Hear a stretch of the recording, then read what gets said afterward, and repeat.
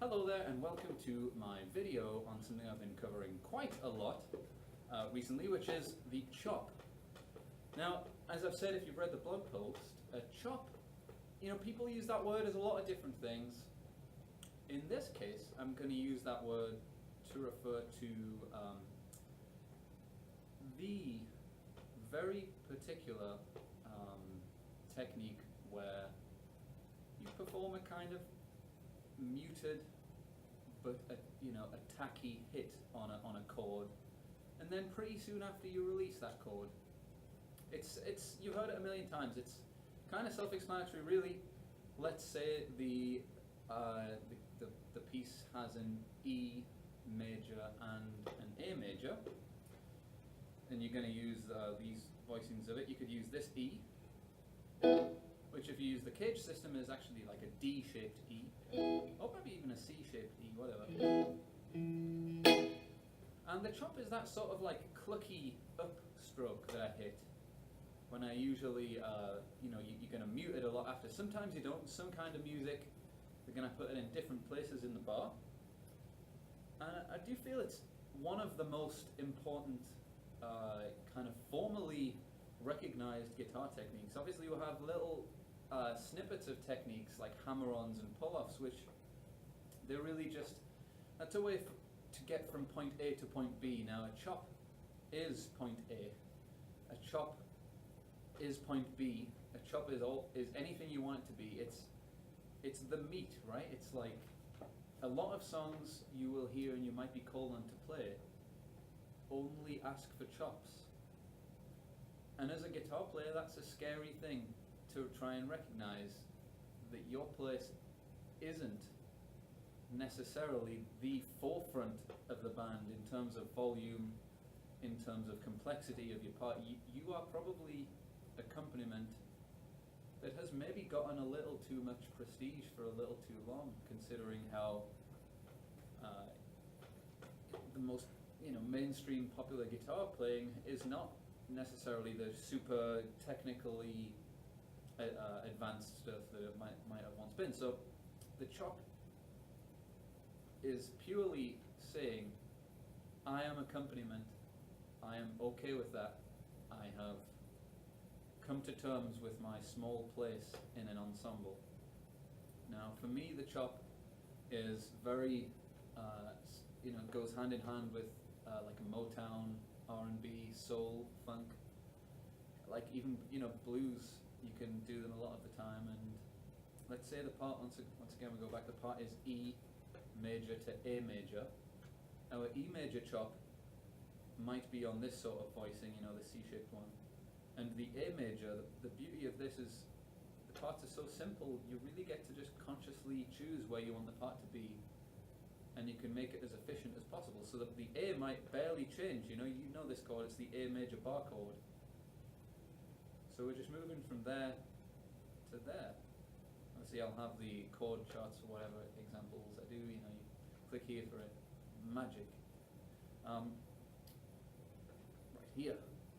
That's another surprise thing.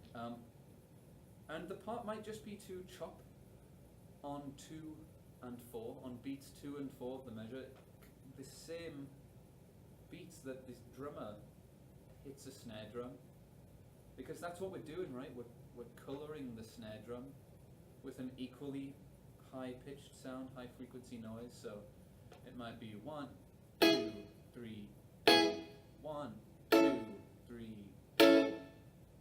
And without the counting, you're going to have to hopefully just be able to feel it if I do it right.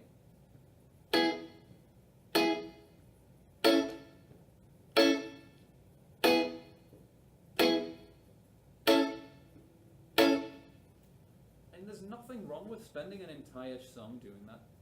The chord progression goes from E to A. It goes from 1 to 4 in your key of E major. And that might be the only thing you do. You might occasionally have a break. I did Midnight Hour, correct, right? That's mainly E and A. And it's actually a different voicing. We're doing it the other way around. We're going to have the E bar chord shape here, and the A, C sort of shape. Oh, it's not an A, is it? Yeah, it's an A. Yeah, so it's E here, and the A here.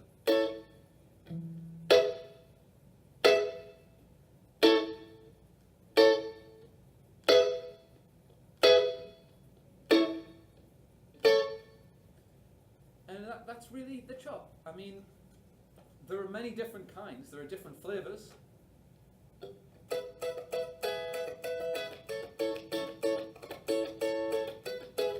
You know, they might be more lively in a sort of ska context, but it still all comes from point A, the absolute, the beginning, and that is that you should be okay doing one or two things a bar.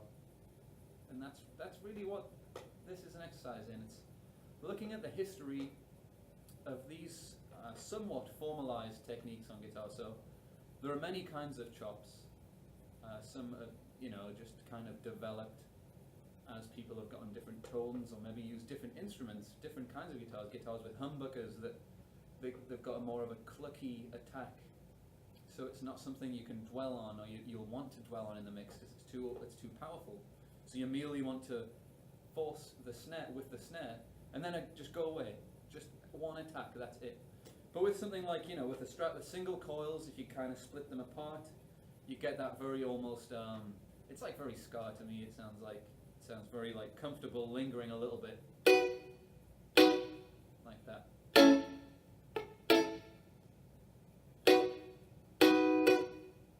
And I could obviously tune up a little bit. That might come later for the next part of the video. But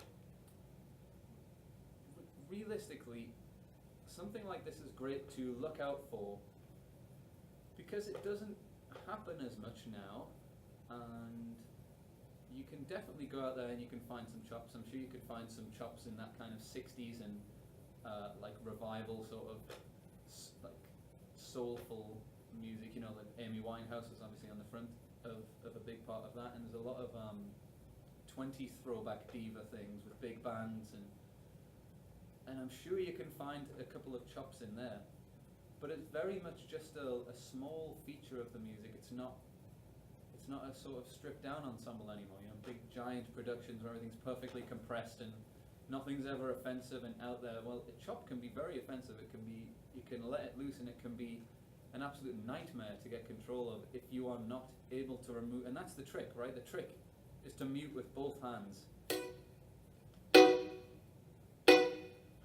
Have a little reverb to manage the tail end of your sound. Obviously you can change that all you wish. You can have a longer tail and you can stay more present in the sound for longer. You could have a shorter tail, you could hold the note for longer. You could strum slower, you could strum faster, but really you want to click. You want to click with it. And that's just totally great. I mean, so the reason that I'm doing this series on chops, and the reason that I'm doing many different parts to this series of guitar techniques, is that I think it's maybe useful for me, for myself, and for hopefully anyone that's watching, to kind of have a bit of a critical look at what are essentially frequently unspoken happenings in the world of music. And now when I say that, I mean these techniques come and go. Some of them we have names for: chops, upstrokes, you know, double stop, harmonies, hammer-ons, pull-offs. People say the word legato, you know, that idea of moving through a scale or a pattern. We have like sweep picking, that kind of technique. We'll have hybrid picking, where you use your fingers and the pick. We have tapping, you know, that sort of stuff. We've got a lot of these things, but they all started with something that is organized, that is precise. And I do think the chop is maybe, I mean, a strum, actually I'm going to go back and say the strum. A strum is maybe the first sort of organized guitar technique like that. A pluck, an individual note, maybe that comes first.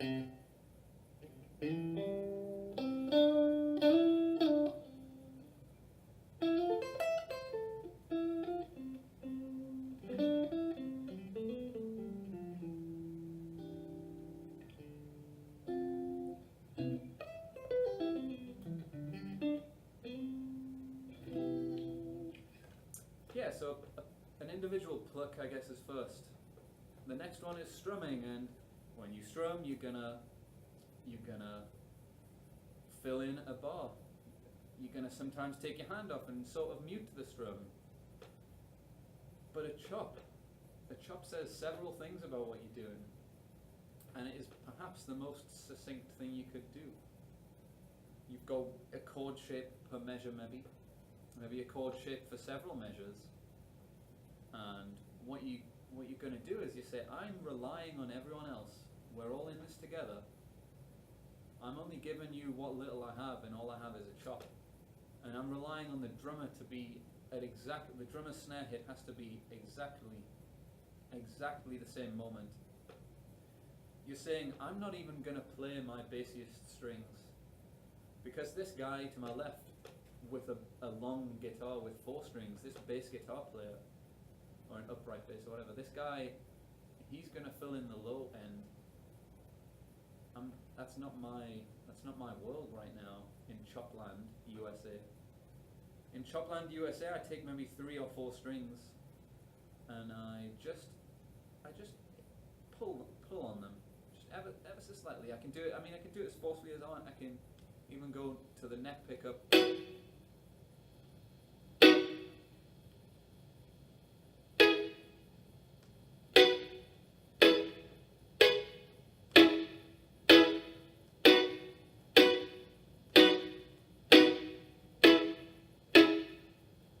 Sort of like more offbeat reggae pattern. So what the chop says is, this guy to my left on bass is going to handle the low frequency notes. The drummer and I can rely on this guy who is the backbone of the band. I can rely on him to hit the snare exactly the same time when I'm attacking the notes and when I'm pulling away. And the singer, or the horn, and all the horn section and the piano, the pianist, whatever is accompanying us, whatever's like comping along, or whoever you're with, they've got their role, and you're trusting them. I think the chop is a measure of trust. Like, if you can be comfortable and really sit in the pocket with the chop, really just dig in, enjoy the piece, concentrate on what you're doing, and nail it every time. You know how hard it is to get the exact same sound twice. I mean, yes, we can hopefully rely on our right hand technique being decent enough that and our left hand technique working alongside, and when you pluck one fret, that it's going to be identical. But a chop is an entire chord, you know? You have to rely on everyone filling in every gap that you leave. And as a guitar player in a post-80s, after 80s shred guitar, after 14-year-old and 12-year-old girls are shredding harder than Steve Vai on YouTube these days, you have to actually find a little bit of context for the music you play. And I think the chop is maybe one of the most monolithic, most useful and most tasteful approaches to being in an ensemble. And it's not something I think has to be in every song. A chop should just be where a chop belongs. That's fine. It's not going to work in a lot of in like techno. It's not going to work in electronic dance music very often. It's not going to work in like metal or anything like that. I don't think I've ever seen a metal song with a chop. Definitely a forceful downward E. I've definitely seen an E power chord. But you don't see many chops that are just breathy chords, just attacked and then released. So other things that I like.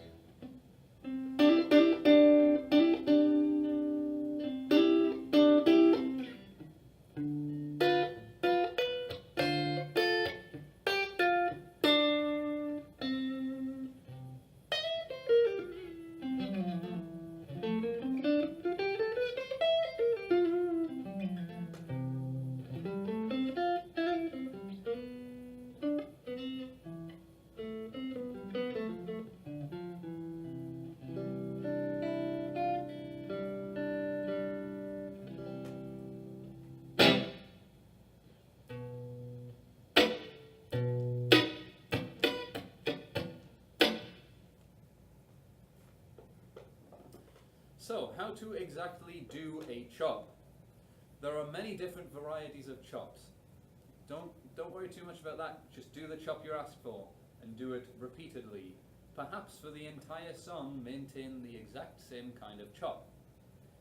With a bridge pickup, a chop is going to sound quite harsh depending on your guitar. Pretty much it's going to be harsh with every guitar. You might want to roll the tone knob a little bit back.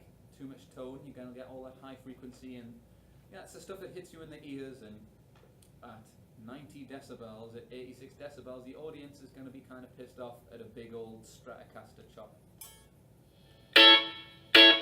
Very, very angry. Just too angry. And you're going to find a way to do the chord. You might like to do it like this, kind of bar chord style.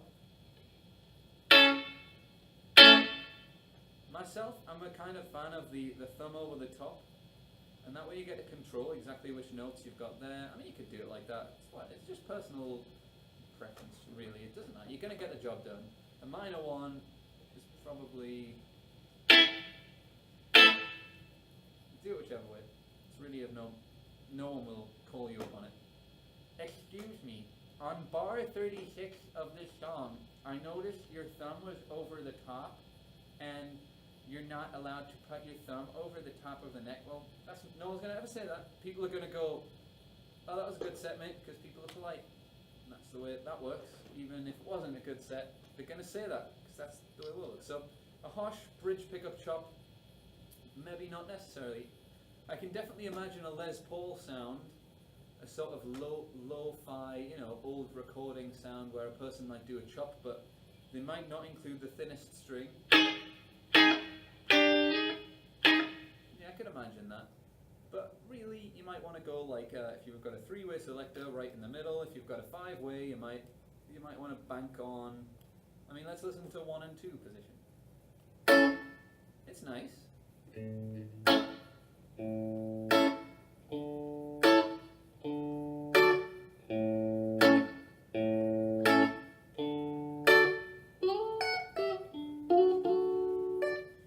It works, it's totally fine. It's okay. Middle pickup.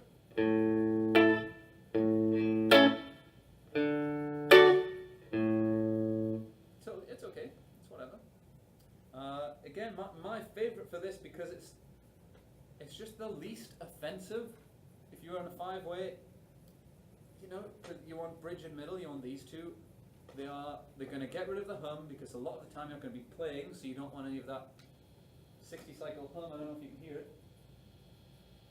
60 cycle hum on the old, if you don't have the noiseless pickups, or whatever, a noise gate or something like that, one of those fancy things. Noise gate would be nice for chops, actually. And the middle the middle and neck.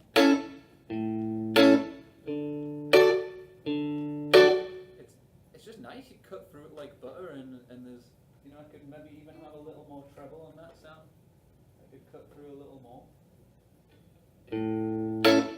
Yeah, that's very gleamy. It's very pretty. And that's only with two. That's with three strings there. That's the top three notes of a major chord.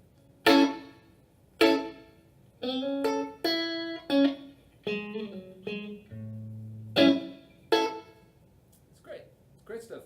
Neck, again, the only reason I don't use the neck is it's very gleamy, it's very nice, it's very thick. It's not super bright, but that 60 cycle hum is a bit annoying when you're breaking up your playing so much, and especially if it's a sort of song where it's going to drop down low, and one of the only things that's happening is a bass line, a beat, and your chops. I mean, it's definitely a little more forceful.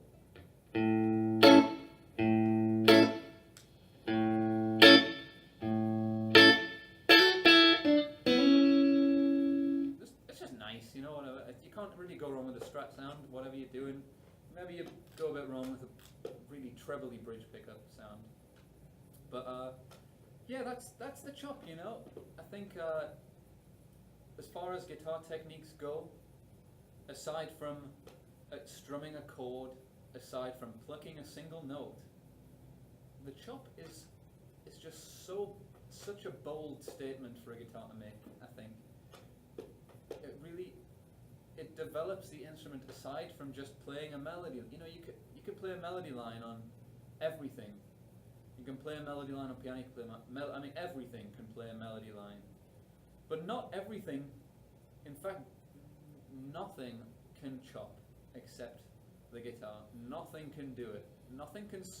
You don't get that scratch sound.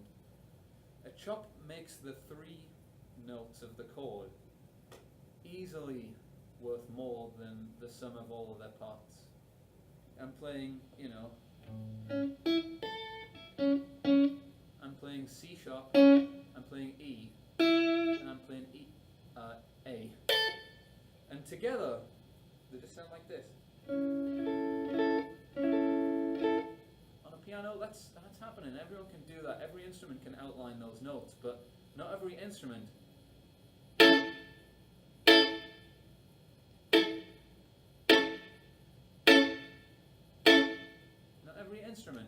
can chop. I don't think any other instruments can, actually. It's percussive. It seems to me like it sounds like the person is comfortable in the song, is really part of the arrangement, rather than necessarily this soloist that happens to not be soloing right now, which I do think is an issue with guitarists a lot of the time. It's hard to find people playing the song, or playing for the song, and playing for the audience, and I think a chop is the monolithic example of that. So I hope you've enjoyed my video on chops. I hope you check other things that I do out. Go to my blog, jamesconlonmusic.com. You can go to, if you want to hire a band to play, you can go to fridayavenue.band, which is pretty cool. If you've got like a wedding or a birthday party in Florida somewhere, who knows? Or like you're a corporation and you're looking to hire a band for your awards show, something like that. Or you've got a barbecue and it's going to be big and you want a rocking selection of music, fridayavenue.band, there you go. Yeah, chops, what can I say? I'm going to do more chops, just every day. I'm just chopping away with a metronome.